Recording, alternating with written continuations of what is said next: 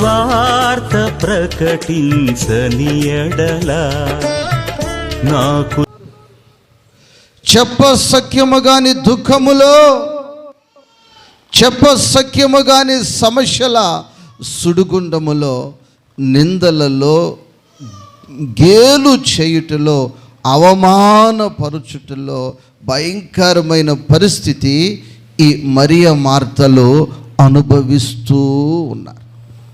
ఒక వైపు కాదు, ఎటు చూసినా నింద, ఎటు చూసినా అవమానము, ఎటు చూసినా మీరు భక్తులు కదా, మీకేనా ఇలాగా, మీ బ్రతుకులేనా ఇలాగా, మీ పరిస్థితులేనా ఇలాగా, మీ ఇంటిలోనేనా ఇలాగా అంటూ ఉన్నారు. దేవునికి స్తోత్రము, హల్లెలూయా. ఆ అక్కచిన్నులు కూడా ఆదరణ లేక, ఏం లేకమ్మా, బోధార్చేవారు లేక, ప్రేమగా పలకరించువారు లేక, వారిరువురు కూడా సతమతమవుతూ ఉన్నారు. అలాంటి పరిస్థితులలో నా ప్రభువు వారి దగ్గరికి వచ్చాడు. వారి దగ్గరికి వస్తే వారు కుమిలిపోతూ ఉన్నారు. వారితో ప్రభు అంటున్నాడు, నీవు నమ్మిన ఎడల దేవుని మహిమను చూస్తావో. దేవునికి స్తోత్రము, హల్లెలూయా. నా ప్రియ దేవుని బిడ్డ, ఈ పూట మన కుటుంబాలలో ఈ యొక్క 2వ నెలలో మహిమతో నింపబడును గాక. మన బిడ్డల కుటుంబాలన్నీ, జీవితాలన్నీ కూడా ప్రతి ఒక్కటి మహిమతో నింపబడును గాక. ఆ విధముగా నింపబడుట మన కన్నులతో చూచుము గాక. మనము ఈ యొక్క 2వ నెలలో ప్రభువు మహిమను ఈ నూతన సంవత్సరములో చూచుటకు కృప అనుగ్రహించును గాక. నా ప్రభు చెప్తున్నాడు, నీ జీవితాన్ని, నీ కుటుంబాన్ని నిన్ను మహిమతో నింపుతాను. దేంతో నింపుతాను? మహిమతో నింపుతాను. దేవునికి స్తోత్రం, హల్లెలూయా. నా ప్రియ దేవుని బిడ్డలారా, ఈ మహిమ నీ కుటుంబములో నీవు చూడాలంటే, నీ జీవితంలో నీవు చూడాలంటే ఏమి చేయాలి అన్న విషయాలు, ఒక 3 విషయాలు ఈ పూట మనము ధ్యానం చేసుకుందాం. 2 దినవృత్తాంతాల గ్రంథము 20 అధ్యాయము 20 వచనాన్ని చదువుకుందాం. 20 అధ్యాయము 20 వచనాన్ని చదువుకుందాం. అంతటా వారు ఉదయముననే లేచి తెకోవా అరణ్యమునకు పోయిరి. వారు పోవుచుండగా యెహోషాపాతు నిలువబడి యూదావారులారా, యెరూషలేము కాపురస్తులారా, నా మాట వినండి. ఒక రాజ్యాన్ని పరిపాలన చేస్తున్న రాజు చెప్తున్నాడు, అమ్మా నా మాట వినండి అమ్మా. యూదావారులారా, నా మాట వినండి. యెరూషలేము కాపురస్తులారా, నా మాట వినండి. ఏమి చెప్తాడు అని చూసినట్లయితే చదవండి వాక్యాన్ని. నా మాట వినుడి, మీ దేవుడైన యెహోవాను నమ్ముకొనుడి. మీ దేవుడైన యెహోవాను నమ్ముకొనుడి. అప్పుడు మీరు స్థిరపరచబడుదురు. దేవునికి స్తోత్రం. మీ దేవుడైన యెహోవా మాట, అమ్మా, మీ దేవుడైన యెహోవాను నమ్ముకొనుడి. దేవునికి స్తోత్రం. మీరు మీ కుటుంబ సమస్యలలో, మీ వ్యక్తిగత సమస్యలలో, శత్రువు సమస్యలతో, ఆర్థిక సమస్యలతో, అనారోగ్య సమస్యలతో మీరు సతమతమవుచూ ఉన్నారు కదా. యెహోవాను మీరు నమ్ముకొనండి. యెహోవా మీదే మీ మనస్సును ఆశ్రయము పుట్టించండి. అయ్యా, నీవు కాక ఇంక మాకు ఎవరున్నారయ్యా? అయ్యా, నీవే ఈ అక్కర తీర్చగలిగిన వాడవు, నీవే ఈ అవసరమును తీర్చగలవాడవు, నీవే ఈ పూట మా జీవితములో మాకు సహాయము చేయగలవాడవు అని ఆయన వైపే మీరు చూస్తూ ఆయనను మీరు నమ్ముకొనుడి. ఆయనను మీరు చెప్పాలి, ఆయనను మీరు నమ్ముకొనుడి. ఆయనను మీరు నమ్ముకొనుడి. ఆయనను నమ్ముకున్నప్పుడు ప్రియ దేవుని బిడ్డలారా, ఏమి జరుగుతుంది అని మనము ఆ అధ్యాయమును చూసినట్లయితే అక్కడ వీళ్ళకి అనేకమైన సమస్యలు. 23 వాక్యాన్ని మనము చూస్తే, అమ్మోనీయులను, మోయాబీయులు అంటే ప్రియ దేవుని బిడ్డలారా, వీళ్ళు ఒక సమస్యల సుడిగుండములోనే వీరు చిక్కిపోయి ఆ సమస్యలలో నలిగిపోతూ ఉంటే అప్పుడు రాజు చెప్తున్నాడు, ఇదిగో ఈ సమస్యల చుడిగుండములో, ఈ శ్రమలలో, ఈ ఇబ్బందులలో ఉన్న మీరు యెహోవాను నమ్మండి. ఎవరు నమ్మండి? యెహోవాను నమ్మండి. అప్పుడు మీరు స్థిరపరచబడుదురు. ఆయన ప్రవర్తనలను నమ్ముకోనండి. ఇదిగో మీరు స్థిరపరచబడతారు. ఆ వాక్యాన్ని మీరు నమ్మండి, మీరు స్థిరపరచబడతారు.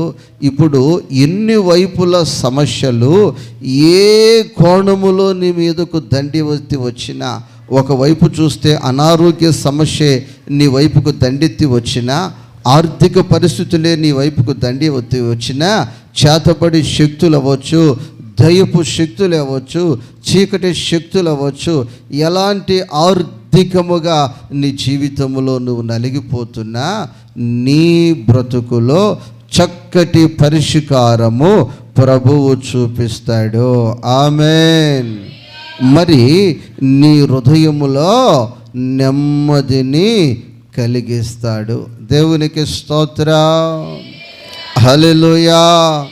నా ప్రియ దేవుని బిడ్డలారా, నీ ఎదుట ఉన్నవారు ఎవరు అంటే 23 వాక్యములో అమ్మోనీయులు, మోయాబీలు. వీళ్ళు చాలా బలమైన వారని, వీళ్ళు బలిష్ఠులని, వీళ్ళు వలన చాలా ఇరుకులు వస్తాయని, వీళ్ళ వల్ల చాలా సమస్యలు ఉన్నాయని బైబిల్లో ఇంకా పలుమార్లు అక్కడక్కడ వీళ్ళ గురించి గ్రంథస్థం చేయబడి ఉంది. అయితే ఎప్పుడైతే యెహోవాను నమ్ముకున్నావో నీ ఆలోచన విధానము మారిపోతుంది. దేవునికి స్తోత్రం. ఈ యొక్క సమస్యల చుడిగుండములో నువ్వు చిక్కుకున్నప్పుడు ఈ అనారోగ్యమే నా ఊపిరి తీస్తుంది, ఈ ఆర్థిక పరిస్థితులే నన్ను కృంగదీసేస్తాయి, ఈ యొక్క చేతబడి శక్తులు కావచ్చు, లేక ఈ దైపు శక్తులు కావచ్చు, లేకపోతే ఈ యొక్క శత్రు సమస్యలు కావచ్చు, ఇవే నా జీవితంలో ఇబ్బంది పెట్టేస్తాయి, ఇంక నేను నలిగిపోవటమే, ఇంక నేను కుమిలిపోవటమే, ఇక నాకు మార్గము లేదు అని నీ ఆలోచన ఉంటుంది. దేవునికి స్తోత్రం. నా సొంత ఆలోచనలే కలిగించెను నష్టము, నీకు కలిగిన ఆలోచనలే నాకు లాభమాయెను. నా సొంత ఆలోచనలే కలిగించెను నష్టము, నీకు కలిగిన ఆలోచనలే నాకు లాభమాయెను. హల్లెలూయా. ఇప్పుడు నీ సొంత ఆలోచన, అమ్మా, నీ సొంత ఆలోచన ఎలా ఉంటుందంటే, నువ్వు అనారోగ్యముగా బలహీనపడుతూ ఉన్నావు. ఆర్థికంగా వడ్డీలు పెరుగుతూ సమస్యల్లో దిగజారుతూ ఉన్నావు. అది కుటుంబ సమస్య, లేకపోతే వ్యక్తిగత సమస్య, అది శత్రు సమస్యలో నీవు ఉన్నావు.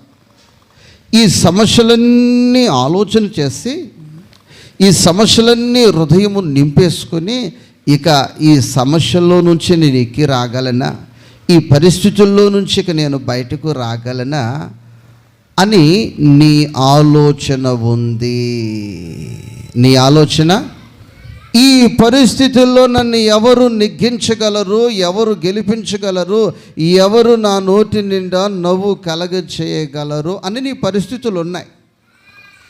ఇక్కడ మరియ మార్తలు పరిస్థితులు సమాజానికి కానీ వారికి కానీ అలాగే కనిపిస్తున్నాయి. అయితే నీ ఆలోచనతో నీవుంటే, నీ ఉద్దేశముతో నీవుంటే, నీ ఆలోచన నీకు నష్టము కలిగిస్తుంది. ఏం కలిగిస్తుందమ్మా? అందరూ కలిసి ఒకసారి చెప్తాం. నా సొంత ఆలోచనలే నీకు కలిగిన ఆలోచనలే నాకు లాభమాయెను. నా సొంత ఆలోచనలే కలిగించెను నష్టము. నీకు కలిగిన ఆలోచనలే నాకు లాభమాయెను. హల్లెలూయా. నేను అప్పుడప్పుడు కూర్చుని ఉంటాను.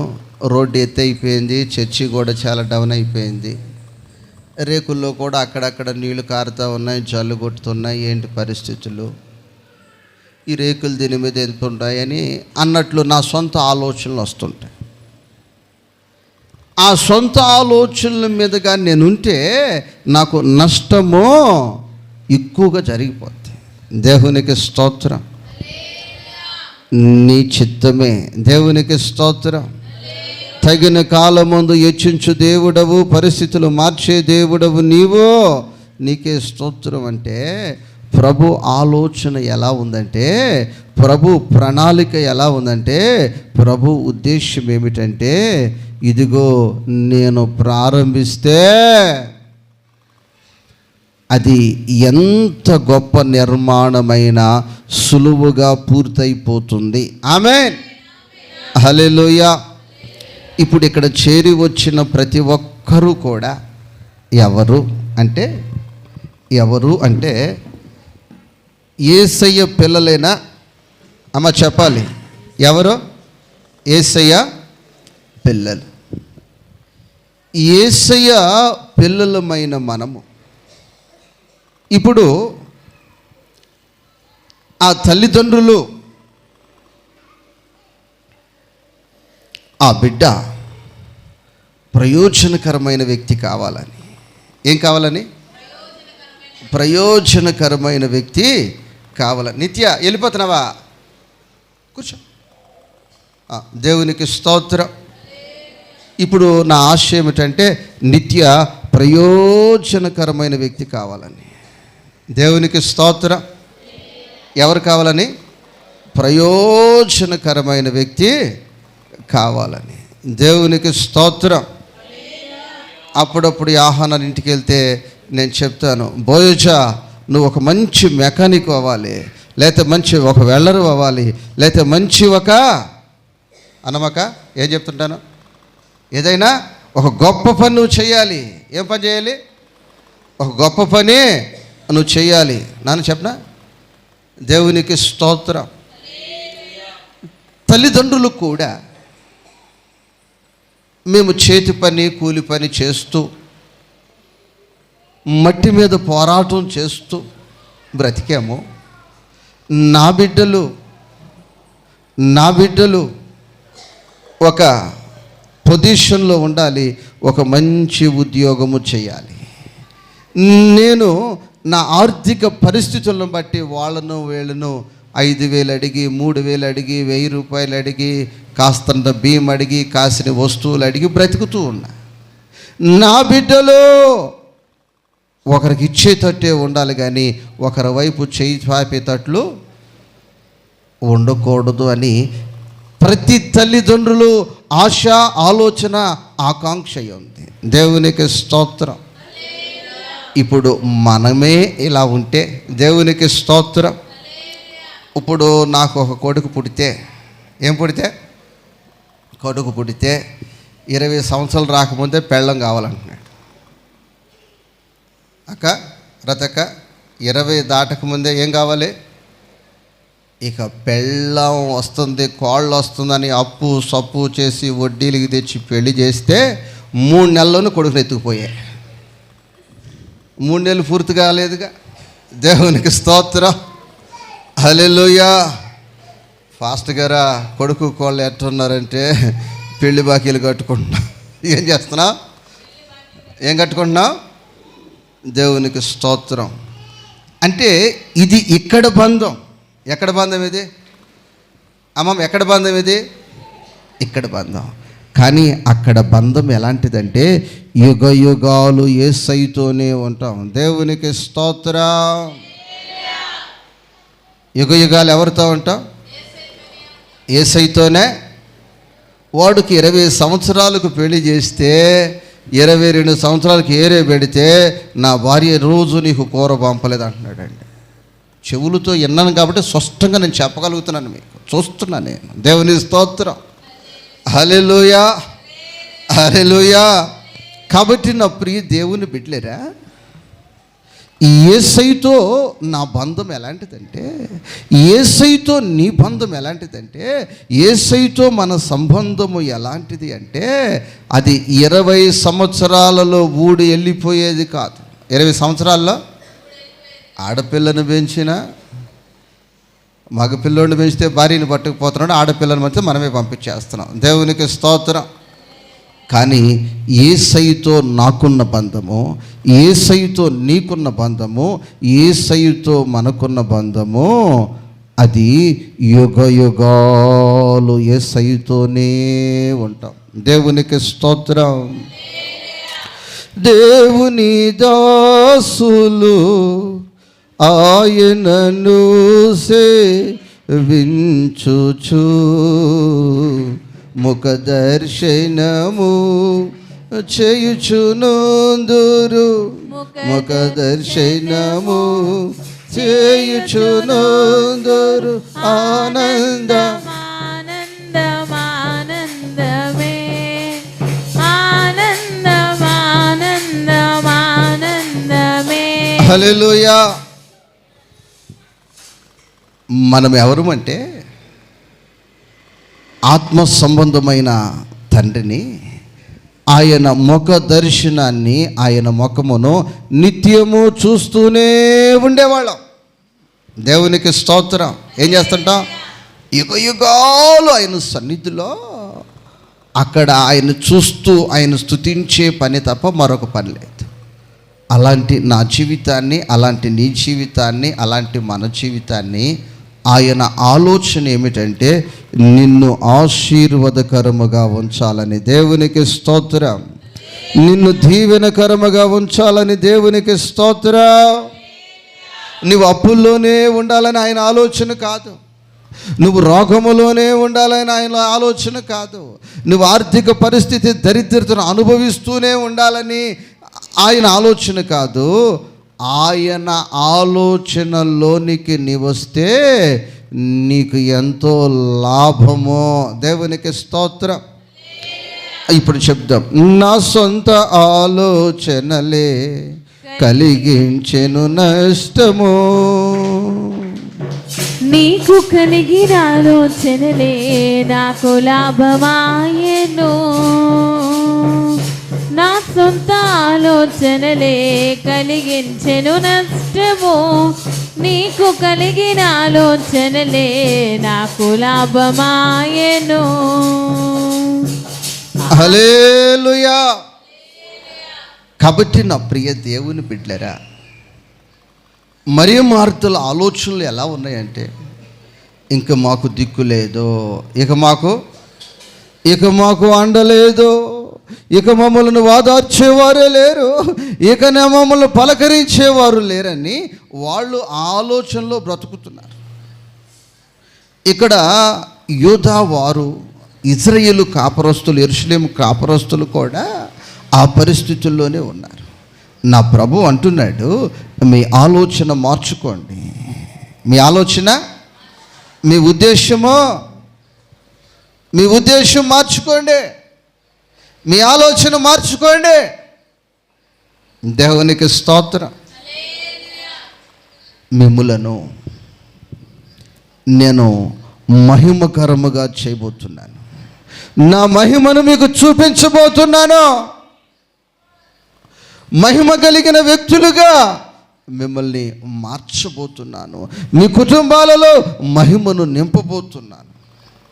అయ్యా, అమ్మోనీయులతో, మోయాబీయులతో అయ్యా చాలా సమస్యలు అనుభవిస్తున్నామయ్యా. ఆర్థిక పరిస్థితులు కావచ్చు, అనారోగ్య పరిస్థితులు కావచ్చు, నెమ్మది లేకుండా బ్రతుకుతున్నామంటే ప్రభు అంటున్నాడు, మీరు యెహోవాను నమ్ముకున్నప్పుడు మీ ఆలోచన విధానాలన్నీ మారిపోతాయి. ఇక మీ ఆలోచనలు కాకుండా, ఇక మీ ప్లాన్లు కాకుండా నా ప్లాను ప్రారంభిస్తాను. నా ప్లాను ప్రారంభిస్తే మీ పరిస్థితులు ఎలా ఉంటాయి? 29 వాక్యాన్ని ఒకసారి చదవండి. ఇజ్రాయేలీల శత్రువులతో యెహోవా యుద్ధము చేసినని దేశముల వారందరూ వినగా దేవుని భయము వారందరి మీదికి వచ్చెను. ఈ ప్రకారము అతని దేవుడు చుట్టూనున్న వారికి జయించి అతనికి నెమ్మది అనుగ్రహింపగా యెహోషువపాతు రాజ్యము నిమ్మలముగా ఉండెను. దేవునికి స్తోత్రం.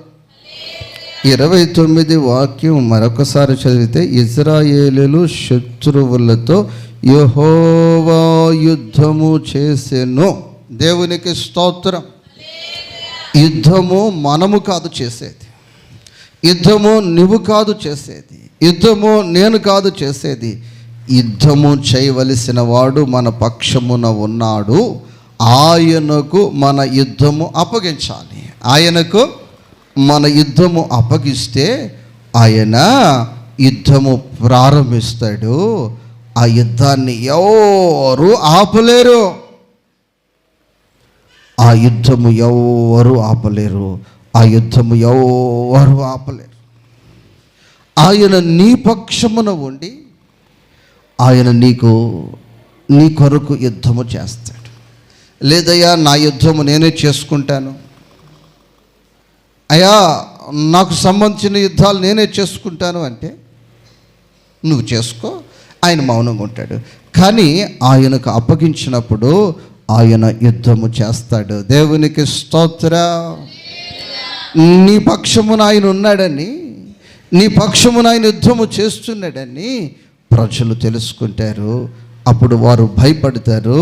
నీకు నెమ్మది కలుగుతుంది, నీ బ్రతుకులో నెమ్మది కలుగుతుంది, నీ జీవితంలో నెమ్మది కలుగుతుంది, నీ కుటుంబములో నెమ్మది కలుగుతుంది. దేవునికి స్తోత్రం.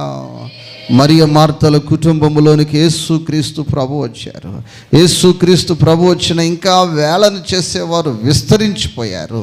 అయితే నా ప్రియ దేవుని బిడ్డలారా, నా ప్రభు మరియతో చెప్తున్న మాట, మార్తతో చెప్తున్న మాట, మార్తా, మరియా, మీరు నమ్మండి, మీరు దేవుని మహిమను చూడబోతున్నారు.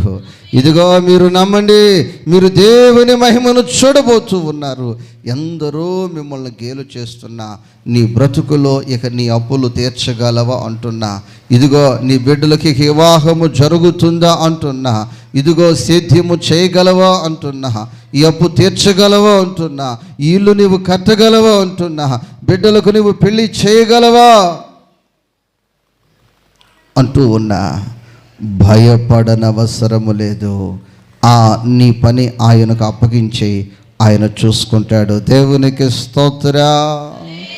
నీ ఆలోచనతో, నీ ఉద్దేశముతో నువ్వు ఎక్కడికి వెళ్ళినా నీకు నష్టము ఖాయమైపోతుంది.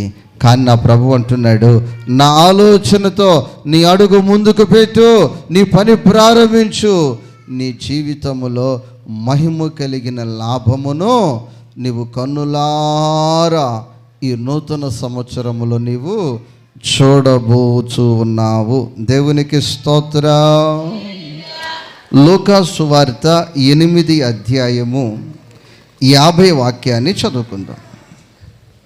లూకా సువార్త 8 అధ్యాయము 50 వాక్యం. యేసు ఆ మాట విని, యేసు ఆ మాట విని, ఆ మాట కూడా ఏమిటంటే, ఆ కుటుంబములో ఒక పెద్ద సమస్య ఉంది. ఆ సమస్య ఎట్లాగో పరిష్కారం కాదు. ఆ సమస్య పరిష్కారం అయితే జరగదు. పరిష్కారము జరగదు కాబట్టి నువ్వు యేసు ప్రభువుని శ్రమ పెట్టవద్దని అతనితో చెప్పెను. దేవునికి స్తోత్రం. ఇదిగో ఒక వ్యక్తి వచ్చి యేసు ప్రభు దగ్గరకు వచ్చి ప్రార్థన చేసుకుంటున్నాడు. సాత్వికిట, నా సమస్య ఇది అని, నా సమస్య ఇది అని ప్రార్థన చేసుకుంటా ఉన్నాడు. అయ్యా అయ్యా నా సమస్య ఇది, నా పరిస్థితులు ఎలా ఉన్నాయి అని ప్రార్థన చేసుకుంటా ఉన్నాడు. దేవునికి స్తోత్రం. ఈ వ్యక్తి వెనక భాగములో ఉన్న వారు ఏం చెప్తున్నారంటే, సాత్విక, ఎందుకు యేసు ప్రభువుని బాధ పెడతావు, ఎందుకు యేసు ప్రభువుని ఇబ్బంది పెడతావు, నీ సమస్య పరిష్కారము కాదు నాయనా, మీ ఇంటి సమస్య పరిష్కారము కాదు, నీ కుమార్తె సమస్య పరిష్కారము కాదు, నీ భార్య సమస్య పరిష్కారము కాదు, నీ ఉద్యోగము సమస్య పరిష్కారము కాదు, నీ వివాహ సమస్య పరిష్కారము కాదు. బోధకుడిని నీవు శ్రమ పెట్టవద్దు. ఏమంటున్నాడు అక్కడ? బోధకుడిని నువ్వు శ్రమ పెట్టవద్దు అంటున్నాడు. నువ్వు ప్రార్థన చేస్తూ ఉండగా నీ ప్రార్థన దేవుడు వినేది లేదులే, నీకు కార్యము జరిగేది లేదులని ఎంతోమంది నవ్వచ్చు, ఎంతోమంది నవ్వచ్చు. ఇతనితో అయితే డైరెక్ట్గా అంటున్నాడు, ఎందుకు యేసు ప్రభువుని ఇబ్బంది పెడతావు, శ్రమ పెడతావు అంటున్నాడు. అందుకు యేసుక్రీస్తు ప్రభు అంటున్నమాట ఇప్పుడు చదువుతలే 50. యేసు ఆ మాట విని, యేసు ఆ మాట విని, భయపడవద్దు, సాత్విక భయపడవద్దు, నమ్మిక మాత్రం ఉంచుము, నమ్మిక మాత్రము ఉంచుము. కోట చప్పట్ల హల్లెలూయా, హల్లెలూయా. నేను నమ్మిక ఉంచలేనయ్యా, నా అనుకున్న వారు నన్ను కృంగదీస్తున్నారయ్యా, నా చుట్టుపక్కల ఉన్న వాతావరణ పరిస్థితులు నన్ను కృంగదీసేస్తున్నాయి. నమ్మకం ఉంచాలని అనుకుంటున్నాను, కానీ నా వెనకోళ్ళు ఏం మాట్లాడుతున్నారు, ఎందుకు యేసు ప్రభువును శ్రమ పెడతావు, జరిగేది కాదు, అది పెద్ద సమస్య, అది జరిగేది కాదండి.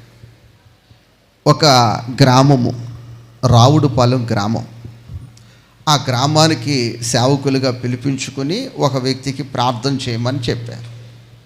ఆ వ్యక్తి రోగములో ఉన్నాడు, ప్రార్థన చేయమని చెప్పారు. పిలిచారని మేము వెళ్ళి ఒక 4 పాటలు పాడి ఆ వ్యక్తి కొరకు ప్రార్థన చేసి కొంచెంసేపు దేవుని వాక్యం చెప్పాను. మరలా కాసేపు ఆ వ్యక్తి ఆరోగ్యం కొరకు, ఆ కుటుంబం కొరకు ప్రార్థన చేశాను. ప్రార్థన చేస్తే భోజనానికి కూర్చోపెట్టారు. నా ప్రక్కన వాళ్ళ సొంత తోబుట్టు తమ్ముడు కూర్చున్నాడు భోజనానికి. పాస్టర్ గారు అన్నాడు. పాస్టర్ గారు, మా అన్నయ్య కష్టమే. ఏమన్నాడు? మా అన్నయ్య కష్టమే పాస్టర్ గారు, మా ఇంటికి పెద్దోడు ఆడే, కష్టమే కష్టమే, చచ్చిపోతాడు. ఏమన్నాడు అని కళ్ళలో నీళ్లు కారుస్తూ ఉన్నాడు.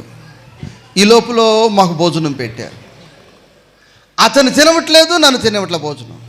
ఇక అతను ఏడుస్తుంటే నేను భోజనం ఎలా చేయగలను? నాయనా తిను నాయన అంటే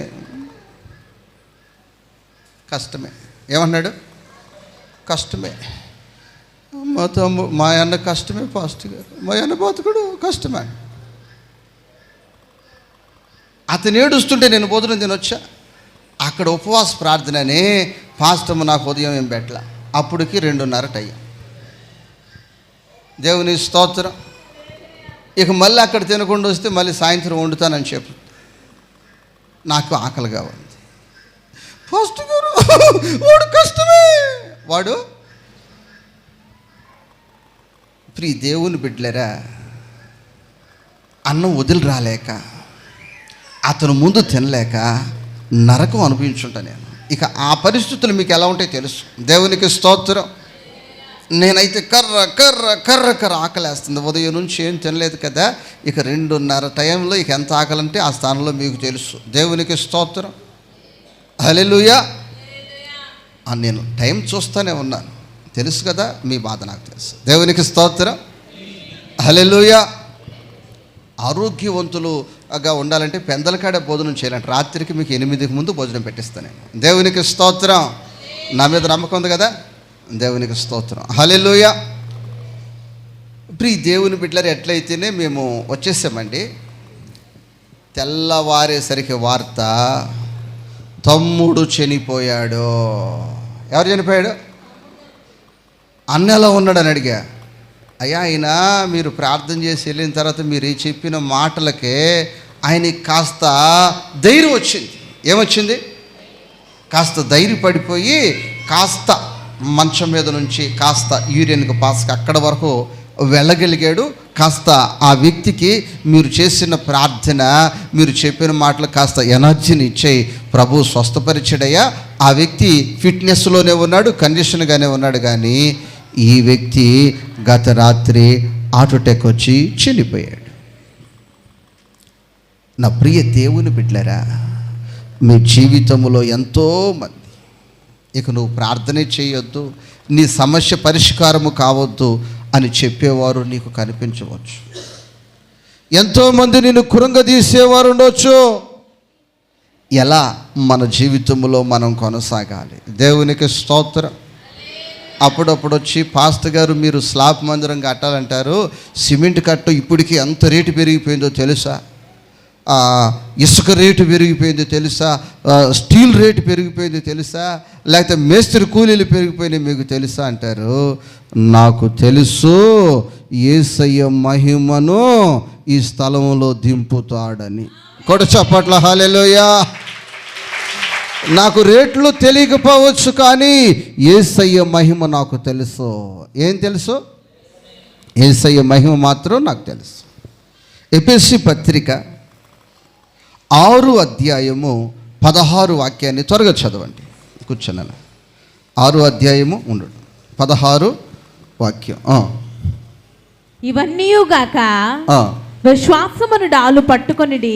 విశ్వాసము అనే డాలు. దేవునికి స్తోత్రం.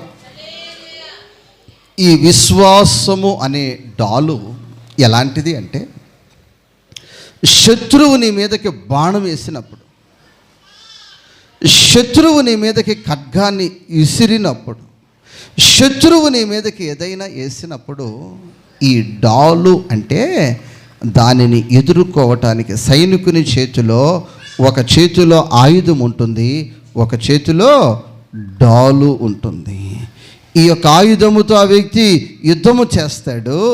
ఈ డాలుతో ఆ యొక్క ఎదుటి శత్రువు బాణాన్ని ఖడ్గాన్ని ఎదుర్కొంటాడు.